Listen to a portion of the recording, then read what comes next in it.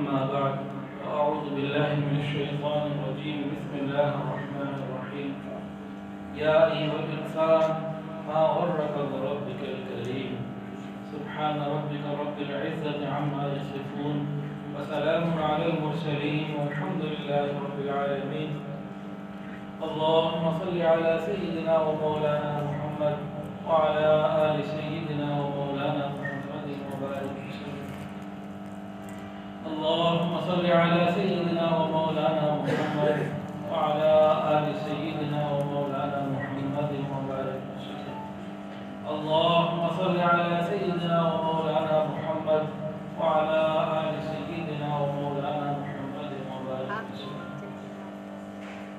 ارشاد باری تعالی ہے یا ایھا الانسان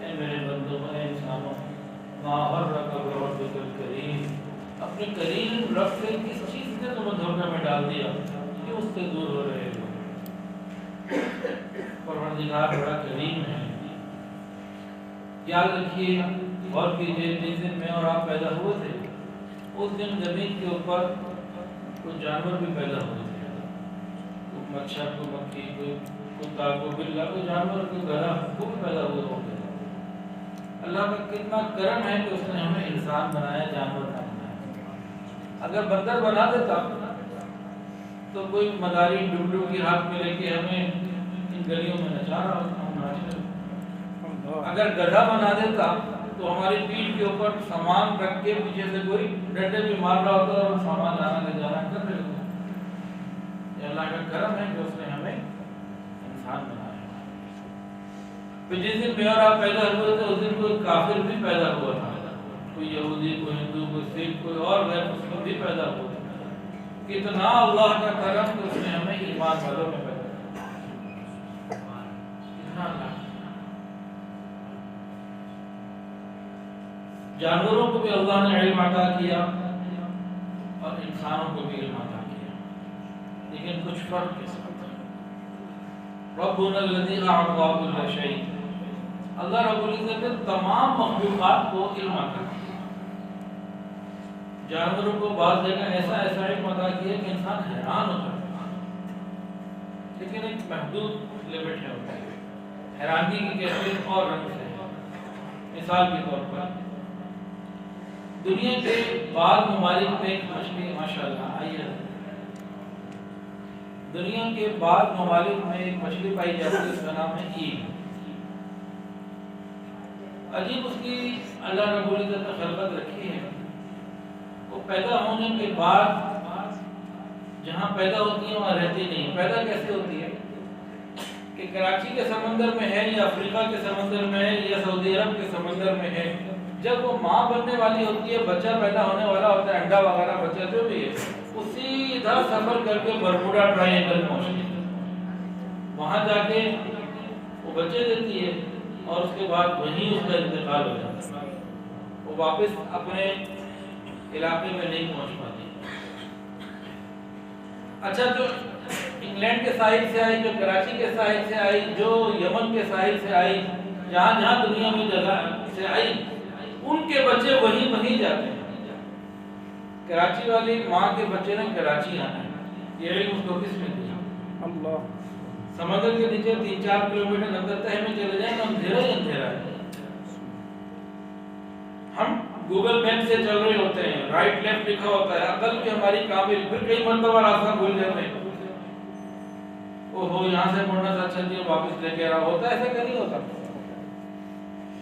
وہ تو پہلی دفعہ آ رہی ہے اس کو بتانے والا کوئی نہیں لیکن علم دینے والی ذات اللہ کی ہے کراچی والی نے کراچی پہنچنا ہے اور سعودی عرب والی نے سعودی عرب پہنچنا ہے یہ راستے اسے کس نے دی اللہ کی شان جب اس نے خود ماں بننا ہوتا ہے یہ دوبارہ وہاں جاتی ہے جہاں پیدا ہوئی تھی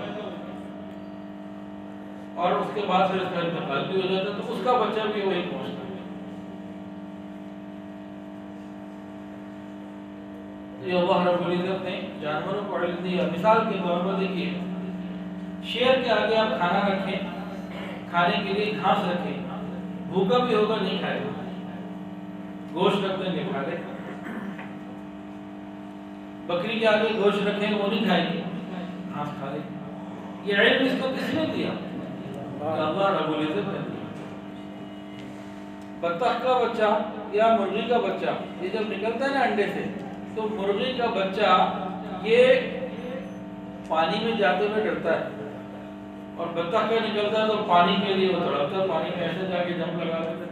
اس کو کس نے سکھائی یہ تیراکی؟ یہ اللہ رب العزت. اللہ نے جانوروں کو اور باقی مخلوقات کو علم دیے ہیں، لیکن اس علم کے اندر کمال نہیں ہے. اور انسان کو جو اللہ رب العزت نے علم دیا یہ وحی الہی کا علم ہے. یہ اللہ رب العزت نے اپنے قرب کا علم دیا. اللہ رب العزت نے اس کو شریعت کا علم دیا. اسی علم کی وجہ سے اللہ رب العزت نے انسان کو اس جزو آدم کا تاج پہنایا. تمام فرشتوں کو، جس میں جبرائیل علیہ السلام بھی شامل، میکائیل اور اسرائیل اور اسرافیل اور بڑے بڑے فرشتے بھی شامل، حکم ہوا کہ آدم کو سجدہ کرو. کیا وجہ تھی؟ یہ علم ہی ہے. اور کون سا علم؟ وحی الہی کا علم، شریعت کا علم ہے. کہ اللہ کا کرم ہے، اس نے ہمیں نعمت عطا فرمائی. ہم بھول گئے، ہم راستے سے بھٹک گئے. اللہ رب العزت انتظار میں ہے کب ہم واپس لوٹ کے آتے ہیں. حضرت داؤد علیہ السلام کو اللہ تعالیٰ نے وحی فرمائی تھی، میرے پیارے داؤد، بنی اسرائیل کے نوجوانوں کو کہہ دو جو جوانیوں کی رنگینیوں میں لگے ہوئے ہیں، میں ان کا کتنا انتظار کرتا ہوں. اگر انہیں یہ پتہ لگ جائے کہ میں کتنی محبت سے انہیں دیکھتا ہوں، کتنا انتظار کرتا ہوں، تو ان کے کلیجے پھٹ جائیں. اے داؤد، میں نافرمانوں کا اتنا انتظار کرتا ہوں تو فرما برداروں کا کتنا کرتا ہوں. اس کی کرم اور مہربانی ہے، کرم فرمانی ہے. اللہ رب العزت نے ہمیں انسان ہی نہیں بنایا، مسلمان بھی بنایا. اب اس زمین کے اوپر جانور بھی ہیں اور انسان بھی. تو جانوروں کو تو ایک محدود علم اور وہ اس میں زندگی گزار رہے ہیں، اور ان کا علم عام طور سے خطا نہیں کرتا. وہ شیر نے گھاس نہیں کھانی، کچھ بھی کر لیں. کھانے پینے میں ہمارا علم خطا کرتا ہے. جی پروفیسر صاحب، ہمارا علم کھانے پینے میں خطا کرتا ہے. شیر کا نہیں کرے گا، بکری کا نہیں کرے گا. آپ کے ہمارا کیسے کرتا ہے؟ بتا دوں کہ رہنے دو. ایک آدمی کو شوگر ہے، ڈاکٹر نے بتایا میں مت کھاؤ میٹھا، پھر کھائے گا. علم نے خطا کی کہ نہیں کی؟ سگریٹ کی ڈبی پہ لکھا ہوا ہے پینا جو ہے نقصان دے، پھر بھی پیتے کہ نہیں پیتے لوگ. تو ہمارا علم خطا کرتا ہے کہ نہیں کرتا؟ لیکن جانوروں کا یہ والا علم خطا نہیں کرتا. آپ اس کو جتنا مرضی کوشش کریں وہ غلط چیز نہیں کھائے گا، ہم کھا لیں گے. جانوروں کا اپنا ایک نظام. اس کے بعد انسانوں میں فَمِنْكُمْ كَافِرٌ وَمِنْكُمْ مُؤْمِنٌ، دو کیٹیگریاں آ گئی ہیں، ایک ایمان والوں کی اور کافر کی. تو نہیں جائے گا ٹھیک ہے. اب ایمان والے اور کافر جو ہیں کیا فرق ہے؟ اللہ رب العزت نے ہر انسان کو روح اور جسم کا مرکب بنایا ہے. کس چیز کا مرکب بنایا جی؟ کون سی دو چیزیں؟ روح اور جسم. کافر روح کی کیفیت کو اور حقیقت کو نہیں سمجھتا اور اس کی وجہ سے اس کی محنت نہیں کرتا. وہ فقط جسم کے اوپر محنت کرتا ہے. اور مومن یہ اسباب جتنے اس کے پاس موجود ہیں اس کے اندر رہتے ہوئے جسم کا بھی خیال کرتا ہے، لیکن روح کے اوپر محنت ہے. روح کی بلندی اور پرواز کی طرف اس کی فکر ہوتی ہے کہ میں نے روح کو کیسے پاکیزہ کرنا ہے. اللہ رب العزت نے جسم کو مٹی سے بنایا اور جسم کی تمام ضروریات مٹی میں رکھی. زمین کے اوپر ہی ملتی ہیں، لیکن روح عالم امر سے آئی ہوئی چیز ہے. اس کی جو غذا، اس کی جو ضروریات ہیں یہ بھی آسمان سے آتی ہیں. مثلا قرآن مجید سے، ذکر اللہ سے، درود شریف سے، استغفار سے، مراقبے سے، اللہ والوں کی مجالس سے، شریعت کے علم سے، شریعت پر عمل کرنے سے. فرمایا کہ میری آنکھوں کی ٹھنڈک نماز ہے. اس طریقے سے آتے ہیں.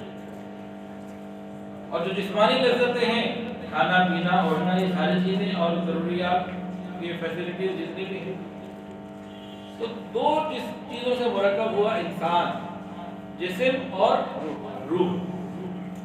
کافر نے روح کی بات کو نہ لیا، نہ سمجھا، اس نے اپنی ساری محنت جسم کے اوپر لگائی، اس نے ترقی اسی میں سمجھی، اس نے جان مال وقت اور سب ریسرچ سب کچھ اسی پہ لگایا. مومن کا کیا تھا؟ مومن کا یہ تھا، صحابہ کرام کے پاس جو دنیا کے اسباب تھے اس کو بھی وہ استعمال کرتے، حدود شریعت میں رہتے ہوئے، اور روح کے اوپر محنت کرتے، روح کی بلندی کی طرف ان کی فکر ہوتی. تو اس زمانے کے کافر نے اپنے زمانے کی جو لیٹسٹ ٹیکنالوجی تھی، جو کچھ ریسورسز تھے، سب کچھ زور لگایا، اور ان تمام وسائل کو اس نے حاصل کرنے کی کوشش کی اور اسے ملے. صحابہ کرام نے کیا کیا؟ انہوں نے روح کے اوپر محنت کی. پھر ہوا کیا؟ وقت کے ساتھ نتائج میں فرق کیا آیا کہ جنہوں نے صرف اور صرف جسم پر محنت کی تھی، وہ مغلوب ہو گئے، وہ مسخر ہو گئے، وہ ناکام ہو گئے، وہ پیچھے رہ گئے. ہاں، ان میں سے جو کلمہ پڑھ کے مسلمان ہو گئے وہ غالب ہو گئے، جو کلمہ نہ پڑھا اور صرف جسمانی اس پر رہے تو وہ مغلوب ہو گئے.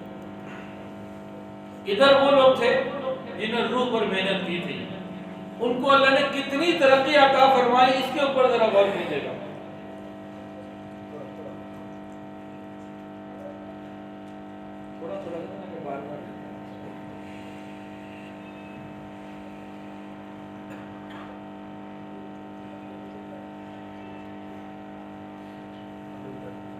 بات سمجھ میں آ رہی ہے نا؟ کوئی مشکل تو بات نہیں بیان ہو گئی ابھی تک. صحابہ کرام کا دور ہے، رسول اللہ صلی اللہ علیہ وسلم کا دور ہے. دو طرح کے طبقے ہیں. کافروں نے فقط جسم پہ محنت کی، مسلمانوں نے اپنے وسائل میں رہتے ہوئے دنیا کی بھی محنت کی لیکن روح کی ترقی کی. ہوا کیا؟ نتیجہ کیا نکلا؟ جب انہوں نے روح کو کمال تک پہنچا دیا، روح کے اوپر محنت کا حق ادا ہو گیا، اس وقت پھر اللہ رب العزت نے زمین سے لے کے آسمان تک، ذرے سے لے کے پہاڑ تک، قطرے سے لے کے سمندر تک، اور چوٹی سے لے کے جبرائیل علیہ السلام تک، ہر چیز ان کے انڈر گئی. سبحان اللہ. ہر چیز کے اوپر ان کا حکم جاری ہو. انہوں نے روح کو بلند کر لیا تھا، وہ مقصد کو سمجھ گئے. ہم نے نہیں سمجھا اس کو. میں اور آپ جو آج کا مسلمان ہے نا، یہ بھی کافرانہ روش پر زیادہ ہے، جسم کے اوپر زیادہ محنت کر رہا ہے، روح پہ ہم محنت نہیں کر رہے جتنی ہونی چاہیے. اب کافروں نے اس زمانے میں دنیا میں محنت کی اور دنیا کے بعد تھی، ایمان والوں نے روح پر محنت کی، پھر کافر بھی ان کے قدموں میں آ گئے، کردار کی بلندی پر محنت کی. اللہ نے کیا کیا ان کے ساتھ انعامات فرمائے. کبھی صحابہ کرام کے واقعات کو کھلے، کتابوں کو کھولیں، پڑھیں. ارے ہاتھ جوڑ کے کہتا ہوں، خدا کے لیے اپنے بچوں کو صحابہ کرام کے واقعات، خلفائے راشدین کے واقعات پڑھ کے سنایا کہ نہیں. گھروں میں کتابیں لا کے رکھیں اور ان کو پڑھنے سننے سنانے کا رواج بنائیں. آج سے 30-40 سال پہلے جو ہمارا نصاب تھا اس میں خلفائے راشدین کے واقعات ہوتے تھے. شیخ عبد القادر جیلانی رحمۃ اللہ علیہ کا واقعہ ہوتا تھا، سچ بولنے والا، اور بڑے اخلاقی اور کردار کے اعتبار سے واقعات ہوتے تھے. اب تو ان کی جگہ کافروں کی چیزیں، گانے بجانے، عشق اور معشوقی آ چکی. تو اگر جن کی ذمہ داری تھی انہوں نے پورا نہ کی تو ہم تو کریں نا اپنی ذمہ داری پوری. بھائی جو بورڈ کا سبجیکٹ پڑھانا ہے وہ تو پڑھانا ہی ہے، تو اس کے بغیر ڈگری نہیں ملنی. لیکن آپ اس کے ساتھ ساتھ ایمان رکھتے ہیں، خوف خدا رکھتے ہیں، تو ان کی تربیت کے لیے کچھ اور چیز بھی تو ساتھ پڑھا سکتے ہیں کہ نہیں پڑھا سکتے. گھروں میں ماں باپ یہ چیز نہیں کر سکتے، کرنی ہے ورنہ تباہ ہو جائے گی. صحابہ کرام نے جب روح کی بلندیاں حاصل کی، کیا ملا؟ اللہ اکبر. غالباً عقبہ بن نافع رضی اللہ تعالیٰ عنہ کا واقعہ ہے. یونس کے قریب کسی گاؤں میں پہنچے علاقے میں، جنگل میں جانا چاہتے تھے. وہاں کیا ہوا؟ لوگوں نے کہا ادھر مت جائیں، خطرہ، بڑے بڑے درندے، سانپ اور شیر اور پتہ نہیں کیا کیا. آج تک جو جاتا ہے واپس تو نہیں آتا، پھر گیا، مت جائیں. انہوں نے جب سنا کافروں کی بات، یہ کون تھے جو روح کے اوپر محنت کر چکے تھے، ایک ٹیلے کے اوپر آ کے کھڑے ہوئے اور آواز لگائی، اے جنگل کے درندوں، ہم محمد کے غلام آئے ہیں، اللہ کا دین لے کر آئے ہیں، دین آگے پہنچانے کے لیے آئے ہیں، جنگل کو خالی کریں. بس یہ آواز کیا لگی، ارد گرد جو غیر مسلم قبائل تھے انہوں نے دیکھا کہ شیر شیرنی اپنے بچوں کو لے کے، چیتا اور سانپ اور سب جانور درندے اپنے اپنے بچوں کو لے کے جنگل کو خالی کیا. سب کلمہ پڑھ کے مسلمان. سبحان اللہ. وہ جنہوں نے جسم پہ محنت کی تھی وہ روح پہ محنت کرنے والوں کے قدموں میں آ گئے. یہ نقطہ سمجھ میں آنا چاہیے. حضرت سلمان فارسی رضی اللہ تعالیٰ عنہ مدائن کے گورنر بنے، والی. کسی نے کہا جناب یہاں چوری چکاری اور خطرات رات کو بڑے مسائل ہیں. انہوں نے فوراً ایک خط لکھا. یہ وقت کا گورنر، شہر کا والی جو ہے نا، یہ خط لکھ رہا ہے اپنے شہر کو چوروں سے حفاظت کرنے کے لیے. خط میں کیا لکھا؟ کس کے نام لکھا؟ جنگل کے درندوں کے نام، شیروں اور چیتوں کے نام. کہا کہ میں تمہیں حکم دیتا ہوں رات عشاء کے بعد کوئی مشکوک شخص تمہیں شہر میں نظر آئے، کھا لو، اس کو چیر پھاڑ کے ختم کرو. کتابوں میں واقعہ موجود، رات کو عشاء کے بعد شہروں جنگلوں سے ادھر ادھر سے شیر اور چیتے اور اس قسم کے جانور آ گئے. کسی بندے کی ضرورت ہی نہیں تھی کہ وہ گھر سے نکل سکے. یہ کیا ہے؟ یہ روح پہ محنت کے بعد یہ معاملات ہوتے ہیں. ایسے نہیں ہوتے ہیں. یہ مادے کی محنت نہیں ہے، یہ روح کی محنت ہے. ایک صحابی دور ہے خلافت کا، ان کا حضرت عمر فاروق رضی اللہ تعالیٰ عنہ کا. غالباً طائف سے مدینہ آ کر کسی جگہ سے آ رہے تھے تو راستے میں ویرانے میں ڈاکو پڑ گیا. اس نے کہا مال بھی لوں گا، جان بھی لوں گا. انہوں نے فرمایا کہ مال لے لو، جان چھوڑ دو. تمہیں مال یہ سر چاہیے نا، مال لے لو، میں جاتا ہوں، جان چھوڑ. ورنہ آپ کو چھوڑنا یہ نقصان ہے میری جان کا. آپ نے سیدھا جا کے مدینہ حضرت عمر کو خبر دے دینی ہے، رپورٹ ہو جانی ہے، تو میرا تو کام ختم ہو جانا ہے. تو مجھے جان بھی لینی ہے، صرف مال نہیں. مال تو لے نہیں لینا ہے، جان بھی لینی ہے. اچھا بھی 2 رکعت تو پڑھیں. سبحان اللہ. یہ روح پہ محنت کرنے والے کی باتیں سنیں. دشمن سے جان بچانے کے لیے، ڈاکو سے جان بچانے کے لیے کیا کہہ رہے ہیں؟ ہمیں تو کوئی کسی ڈی ایس پی کو فون کریں، کسی آئی جی کو فون کریں، کہاں جائیں اور پتہ نہیں کیا کرتے ہیں. جب پیشاب میں خطا ہو جاتا ہے. اب وہ کیا کہہ رہے ہیں؟ یہ 2 نفل پڑھ. 2 نفل پڑھ کے سلام پھیرتے ہیں، یا ارحم الراحمین. یہ عرضی گئی سیدھا اوپر. ادھر سے تلوار نکالی، تلوار نیام سے باہر آئی. ایک آواز آئی، اسے قتل مت کرنا، لا تقتلہ. اب یہ حیران ہو کے دیکھ رہا ہے کہ اس صحرا میں، ویرانے میں ہم 2 کے علاوہ تیسرا کوئی نہیں. آواز کون دے رہا ہے؟ دیکھا کچھ نظر نہیں آیا. پھر اٹھا کے نا تلوار اوپر کر لی. ادھر سے پھر عرضی گئی، یا ارحم الراحمین. پھر آواز آئی، اسے قتل مت کرنا، لا تقتلہ. پھر حیران ہو کے دیکھنے لگا، کوئی بندہ نظر نہیں آ رہا، کوئی تیسرا بندہ نہیں. آواز کیسی؟ آواز سنی دونوں نے. اب اس نے کہا ٹھیک ہے، تو میں نے وار کرنا ہی ہے. وہ وار کرنے لگا. ادھر سے تیسری دفعہ درخواست چلی گئی، یا ارحم الراحمین. تیسری مرتبہ آواز آئی، لا تقتلہ. فوراً ہی ایک سامنے کوئی بندہ نظر آیا اور اس نے جو تیر مارا اس کے سر پہ لگا. تیر بھی عجیب شان سے لگا کہ گردن تن سے جدا ہو گئی اور پورا جسم جل گیا. اپنے انجام کو پہنچا. یہ صحابی مسلح پہ بیٹھے ہوئے، انہوں نے اس بندے کو بھی دیکھا، تیر مارنے کو بھی دیکھا، ادھر اس کے گردن کے ٹوٹنے کو تیر سے ایسے گردن نہیں جسم سے جدا ہوتی، تیر دماغ میں لگ جائے، سوراخ ہو جائے، بندہ مر جائے، یہ ہوتا ہے. لیکن اس طرح تیر لگا اور گردن بھی گری، الگ ہوئی اور جسم بھی جل گیا، اور پھر جہنم سے بھی لے کر آئے ہو کیا ہوگا جو جلا، جیسے بدر میں جلا. کیا ہوا؟ اطمینان سے بیٹھے رہے. پوچھا بھائی اللہ نے تمہیں میری مدد کے لیے بھیجا ہے، آ تو گئے ہو، اپنی پہچان بھی کرا دو، تعارف بھی کرا دو. تو انہوں نے کہا کہ جب آپ کی پہلی عرضی کا یا ارحم الراحمین، اللہ رب العزت نے آسمان کے فرشتوں سے پوچھا میرے دوست نے مدد کے لیے پکارا ہے، بتاؤ کون جائے گا؟ میں چوتھے آسمان کا فرشتہ ہوں. میں نے کہا اللہ میں جاؤں.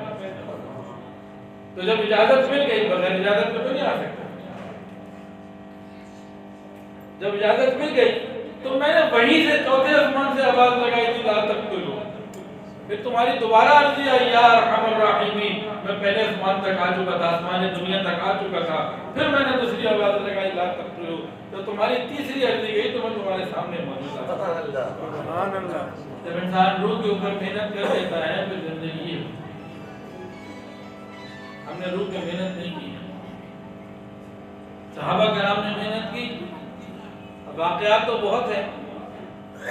پہلے تو ارادہ تھا 9 بجے یہاں سے واپس جانے کا. ہمارے ساتھیوں نے کہا جی فجر پڑھ کے جانا ہے، مطلب 5 بجے نکلنا ہے، فجر سے تھوڑا سا پہلے. تو میرے پاس تو کھلا ٹائم. آپ کتنا ٹائم دیتے ہیں یہ بتائیں؟ کھلا ٹائم دیتے ہیں. ہم بھی کھلا دیتے ہیں. دیکھ لیں بعد میں یہ نہ ہو کہ دوبارہ نہ بلائیں کہ مولوی صاحب کو ممبر چھوڑ دیں. جب انسان روح پر محنت کر لیتا ہے، اگر تمہیں فاروق رضی اللہ عنہ دریائے نیل کو خط دیکھتے ہیں وہ آج تک جاری ہے. ان کے زمانے میں زمین پہ زلزلہ آنے لگا، ہلنے لگی، قدم پاؤں مارا زور سے، کیا تیرے اوپر میں نے انصاف قائم نہیں کر دیا؟ روک دیا. ہواؤں کو مسخر اللہ نے کر دیا. مسجد نبوی شریف میں ممبر پہ بیٹھے ہیں، نماز جمعہ کا دن ہے، نماز جمعہ کا وقت ہے. اچانک کوئی بات نہیں، یا ساریہ تر جبل ساریہ پہاڑ کی طرف دیکھو، اور وہاں شاید سینکڑوں کلومیٹر میل دور، بہت دور علاقے میں ان کی آواز بغیر وائرس کے پہنچی. اور انہوں نے آواز سن کے امیر المومنین کی پہچان کی امیر المومنین کی آواز ہے، اور پھر جبل کی طرف جو حکم دیا تھا اس کو پورا کیا جانے کا. یہ کب ہوتا ہے؟ جب انسان روح پر محنت کرتے. پھر اللہ رب العزت جس کو زمین سے لے کے آسمان تک، قطرے سے لے کے سمندر تک، ذرے سے لے کے پہاڑ تک، اور چوٹی سے لے کے جبریل تک سب اس کے اندر کر دیتے ہیں، مسخر. اس زمانے میں یہ ہوا. پھر کیا ہوا؟ مسلمانوں نے روح پر محنت کرنا چھوڑ دی. جیسے اب ہم اپنے علاقے میں اپنے وقت پہ آ جائیں. اب کیا ہو رہا ہے؟ آج جسم اور روح دو ہی چیزیں ہیں. پہلے بھی یہی دو تھی. جسم کے اوپر بے حساب محنت. کیسی محنتیں کہ لوہا، اس پہ اتنی محنت ہوئی مادی چیزوں کے اوپر کہ وہ سینکڑوں لوگوں کو جہاز کی ضرورت میں لے کے ایک علاقے سے دوسرے علاقے پہ چلا گیا. لوہے پہ اتنی محنت. اور لوہے پہ اتنی محنت ہوئی کہ وہ خلا میں بھی چلا جاتا ہے راکٹ کی صورت. اس کے فائدے انسان پا رہے ہیں. کپڑے کے اوپر اتنی محنت ہوئی کہ طرح طرح کے لباس آ گئے، سینکڑوں قسم کے برانڈز بن گئے. انسان کو ہوا چاہیے تھی تو ٹھنڈک کے لیے اتنی محنت ہوئی کہ پنکھا بھی بنا، کولر بھی بنا، اے سی بھی بنا، اور آگے کچھ اور آ سکتا. یہ رکا نہیں معاملہ. ذائقے کے اوپر، کھانے پینے کے اوپر اتنی محنت ہوئی کہ آج درجنوں نہیں، سینکڑوں نہیں، ہزاروں قسم کی ڈشز موجود، سینکڑوں کھانے پینے کی دکانیں اور فوڈ چین بے شمار موجود. آج کا مسلمان کھانا پینا خریدتا ہے. ایک زمانہ گزرا ہے، آپ کو شاید یقین آئے نہ آئے، کھانا کی چیز کو فروخت کرنا عیب سمجھا جاتا تھا، معیوب سمجھا جاتا تھا. انسان کی ضرورت ہے، خدمت کرو، اس کو بیچنا. پانی بیچنا عیب سمجھا جاتا تھا. آج پانی بیچنا، کھانا بیچنا کاروبار ہے. ایک زمانہ مسلمانوں میں وہ گزرا ہے کہ کھانے پینے کی چیز بیچنا وہ مایوس سمجھتے تھے کہ اس سے زیادہ اور ذلت و شرمندگی کی کیا بات ہوگی کہ ہم کسی کی خدمت نہیں کر رہے ہیں، پیسے لے رہے ہیں. ایک زمانہ وہ بھی گزرا جب روح پہ محنت تھی، اس وقت کی باتیں ہیں. یہ نہیں کہ صحابہ کے بازار میں اجناس سیل نہیں ہوتی تھی، وہ مراد نہیں ہے، لیکن ایک یہ ہوتا تھا کہ مہمان ہے، خیال کرنا ہے، اس کی خدمت کرنا. وہ جذبے، اس رنگ سے میں بات کر رہا ہوں.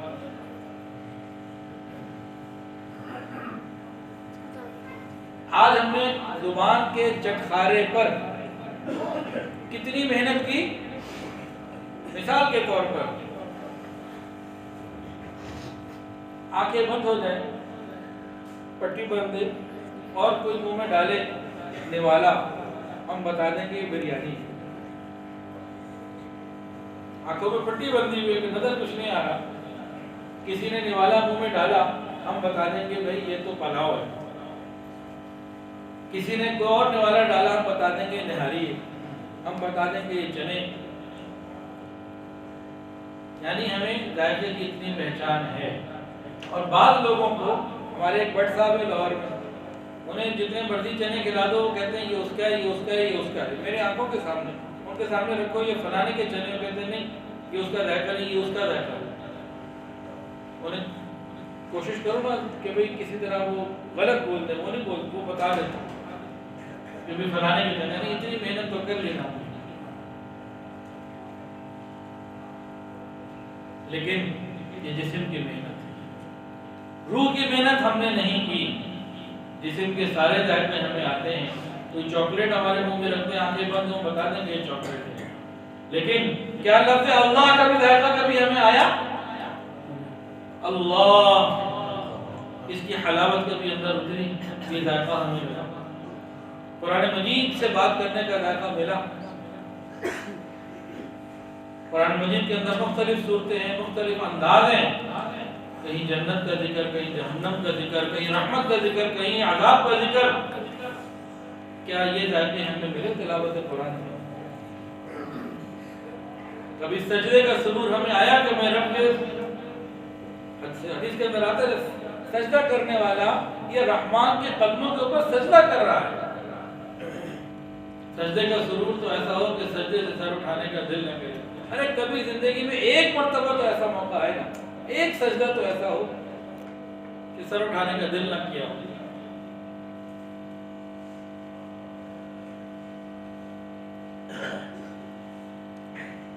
کبھی تہجد کا ذائقہ آیا ہو ہمیں، کبھی مراقبے کی لذت آئی ہو.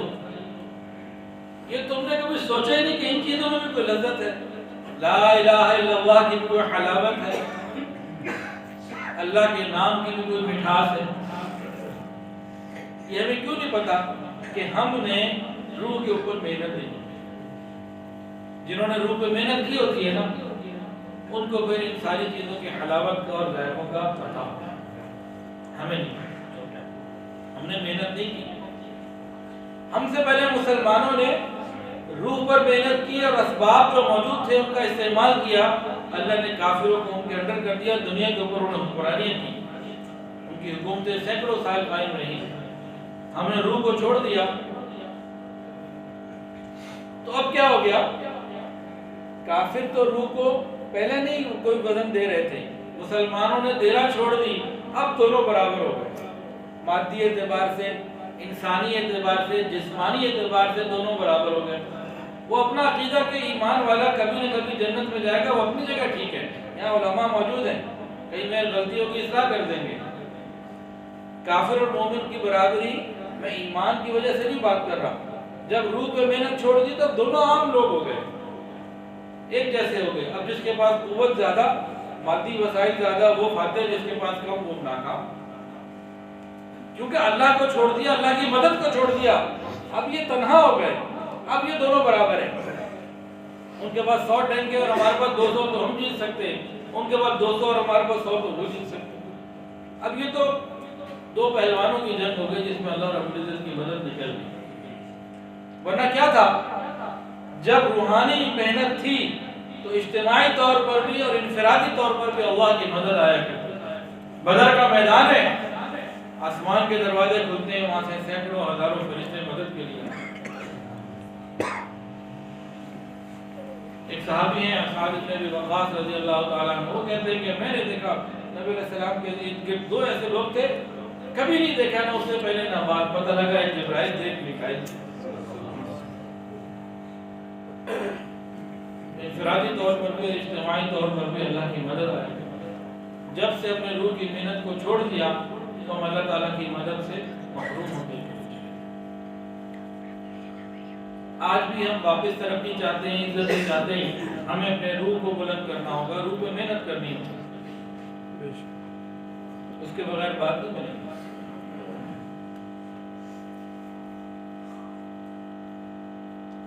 آج اللہ نے مجھے اور آپ کو اتنی نعمتیں عطا فرمائی جو پہلے وقت میں بادشاہوں کو نہیں ملتی تھی، لیکن ناشکری بھی ہماری اتنی زیادہ بڑھ گئی ہے۔ مثال کے طور پر پہلے کسی بادشاہ کو ٹھنڈے پانی کی ضرورت ہوتی تو کیا طریقہ ہوتا؟ مٹکے کو مٹی کے اندر دبا دیا جاتا، پانی ڈال دیا جاتا، وہ ٹھنڈا ہو جاتا، یا رات کو پانی کا جو چمڑے کا مشکیزہ ہے اس کو کھلی جگہ پہ صحرا میں ٹھنڈی جگہ پہ لگا دیا جاتا، لٹکا دیا جاتا، اگلے دن وہ ٹھنڈا ہوتا۔ اس قسم کے کچھ کام ہوتے تھے۔ آج تو ایک عام آدمی کو بھی ہر وقت آسانی سے ٹھنڈا پانی مل جاتا۔ پہلے بادشاہوں کو اگر رابطے کرنے ہوتے تھے نا ملکوں میں، قبائل میں، علاقوں میں، تو کتنے انتظام ہوتے تھے کہ سواریوں کا، گھوڑوں کا، اونٹوں کا انتظام کرنا، خط لکھ کے بھیجنا، اس کو پہنچنے میں بعض دفعہ ہفتوں اور مہینوں لگتے ہیں، اور واپس اطلاع آنے میں کہ بھی میرے سوال کا یا میری بات کا اس نے جواب کیا دیا ہے، ہفتوں اور مہینوں لگ جاتے ہیں۔ آج ایک غریب آدمی ہاتھ میں موبائل پکڑا ہوا ہے، ایک بٹن دباتا ہے، سیدھا امریکہ کال مل جاتا ہے۔ کہ پہلے وقت بادشاہوں کو بھی یہ چیز نصیب نہیں۔ تو اللہ نے آج نعمتیں اتنی زیادہ کر دی مادی کہ ہم نے مادے پر محنت کی، اور روحانی نعمتیں ہم سے چھین لی گئی کہ ہم نے محنت کی۔ یہ مادی نعمتیں کیوں ملی؟ یہ ہماری محنت کا ثمرہ ہے۔ انسان نے محنت کی ہے، ریسرچ کی ہے، پھر آگے کیا؟ محنت نہ کرتا تو نہیں پا سکتا تھا۔ یہ محنت نہ کرتا تو اب جہاز کو ہوا میں نہیں اڑا سکتا تھا۔ انسان نے اس پر فکر کی، محنت کی، جان مال وقت لگایا، لوہے کو ہوا میں اڑا دیا۔ ٹنوں من وزنی لوہا سینکڑوں لوگوں کو لے کے جناب ہوا میں جا رہے ہیں۔ یہ محنت کا ثمرہ ہے۔ لیکن آج ہماری محنت فقط مادے کے اوپر ہے، جسم کے اوپر ہے، روح پہ نہیں۔ خرابی بھی اسی لیے آ رہی ہے۔ اگر روح پاکیزہ ہے، پاکیزہ روح والا ممبر کی سیٹ پہ بیٹھے گا، ممبر پاکیزہ کرے گا۔ یہ بازار میں اپنی دکان پہ بیٹھے گا، دکان کو پاکیزہ کرے گا۔ یہ کسی سرکاری عہدے میں بیٹھے گا، اس عہدے کو پاکیزہ کرے گا۔ یہ حکومت کے کسی عہدے میں بیٹھے گا، فوج کے کسی عہدے میں بیٹھے گا، یہ جہاں بیٹھے گا اپنے کردار اور روح کی پاکیزگی کی وجہ سے وہاں کو پاکیزہ کرے گا۔ اور جس نے روح پہ محنت نہیں کی، مردار، سڑی ہوئی، غلیظ روح، گناہوں سے بدبودار، گناہوں سے لتڑی ہوئی روح، یہ جس وقت چاہے مسجد کے محراب اور ممبر کو سنبھالے، آگے غلاظت جائے گی، چاہے یہ حکومت کے کسی بڑے سے بڑے عہدے پر چلی جائے، یہ روح یہ آگے بدبو ہی باندھے گی۔ یہ شہر کے کسی بڑے سے بڑے کاروباری مرکز پر بیٹھے، آگے گندگی ہی جائے گی۔ یہ روح پہ محنت نہیں ہوئی۔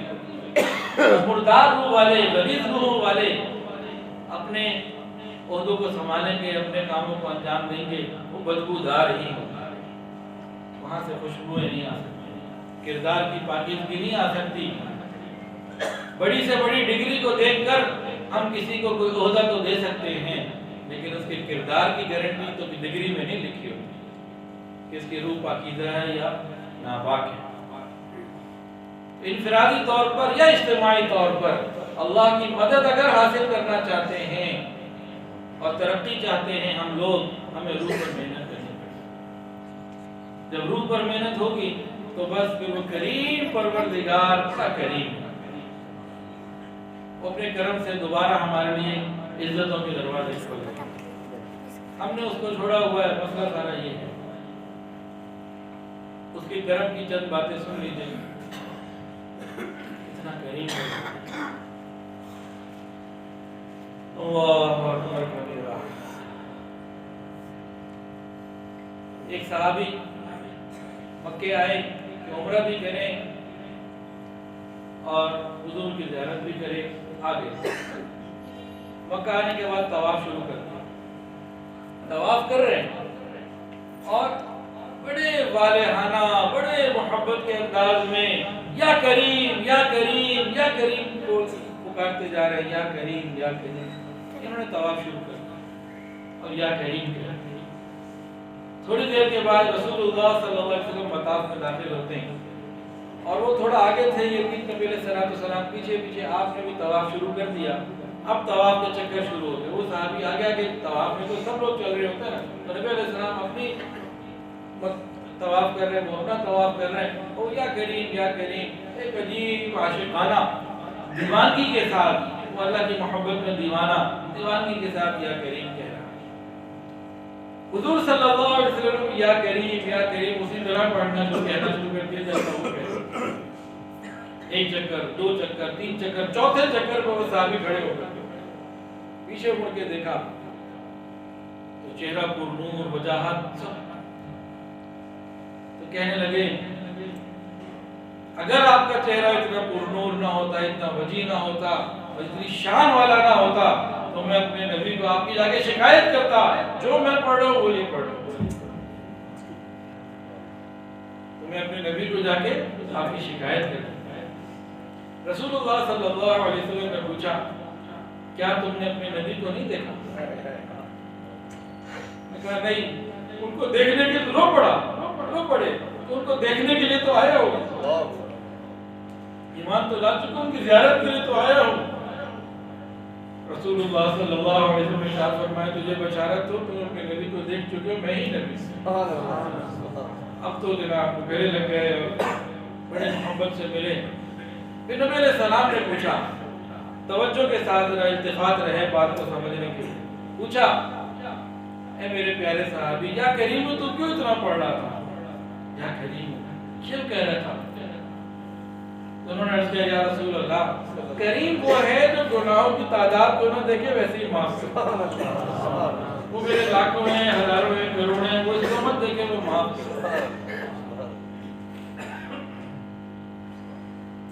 کریم وہ ہے جو قدرت کے باوجود بھی معاف کر دے، کریم وہ ہے جو حساب ہی نہ لے۔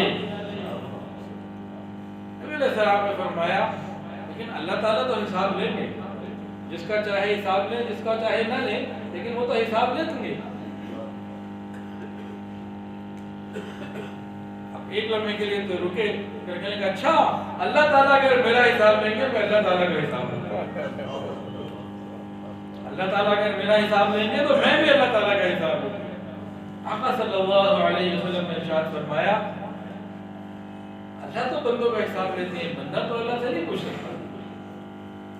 ابھی بات ہو رہی تھی، آسمانوں کے دروازے کھلے، جبرائیل امین سے اللہ کا پیغام لے کر آقا کی خدمت میں وحی لے کے حاضر ہوئے۔ یا رسول اللہ صلی اللہ علیہ وسلم، اللہ نے آپ کی باتیں بھی سنی، اس کی باتیں بھی سنی، اللہ تعالیٰ نے دونوں کی باتیں سنی۔ اللہ تعالیٰ کا پیغام ہے اپنے اس بندے کے لیے، آپ کے اس امتی کے لیے، آپ اللہ کا پیغام اس کو دے دیجئے۔ کیا پیغام؟ کہ اے بندے، اللہ نے تیرے لیے یہ پیغام بھیجا ہے، قیامت کے دن میں تیرے گناہوں کا حساب نہیں لوں گا اور تو میرے مغفرت کا حساب مت مانگنا۔ یہاں ایک بات میں بھول گیا جو ضروری تھی، میں اس کو دوبارہ سناتا ہوں۔ رسول اللہ صلی اللہ علیہ وسلم نے فرمایا میرے امتی، بندہ تو اللہ سے، اللہ رسول اللہ صلی اللہ علیہ وسلم نے پوچھا، جب انہوں نے کہا نا میں اللہ کا حساب لوں گا، حضور صلی اللہ علیہ وسلم نے پوچھا اللہ تعالیٰ تو بندے سے حساب لیتے ہیں، بندہ تو اللہ سے حساب نہیں لیتا؟ کہ نہیں میں تو لے لوں گا۔ کیسے؟ وجہ بتائی۔ کہا قیامت کے دن اگر اللہ نے میرے گناہوں کا حساب مانگا میں اللہ سے اس کی مغفرت کا حساب لوں گا۔ اللہ اگر میرے گناہ زیادہ ہے، تیری مغفرت تھوڑی ہے، مگر اللہ ڈال دے جہنم میں، لیکن اللہ اگر تیری مغفرت کا حساب زیادہ ہے، تیری مغفرت زیادہ ہے، میرے گناہ تیری مغفرت اور رحمت سے کم ہے، اللہ مجھے معاف کر۔ یہ بات چیت ابھی ہو رہی تھی، جبرائیل امین آ گئے اور آگے عرض کی یا رسول اللہ صلی اللہ علیہ وسلم اللہ تعالیٰ نے آپ دونوں کی باتیں اوپر سن لی، پیغام بھیجا ہے اپنے اس بندے اور آپ کے اس امتی کے لیے کہ محبوب آپ اپنے اس امتی کو رب کا پیغام دے دیجئے۔ اللہ تعالیٰ اس بندے سے کوئی پیغام دے رہے ہیں کہ قیامت کے دن میں تیرے گناہوں کا حساب نہیں مانگوں، تو میری مغفرت کا حساب ہے۔ اتنا کریم پروردگار۔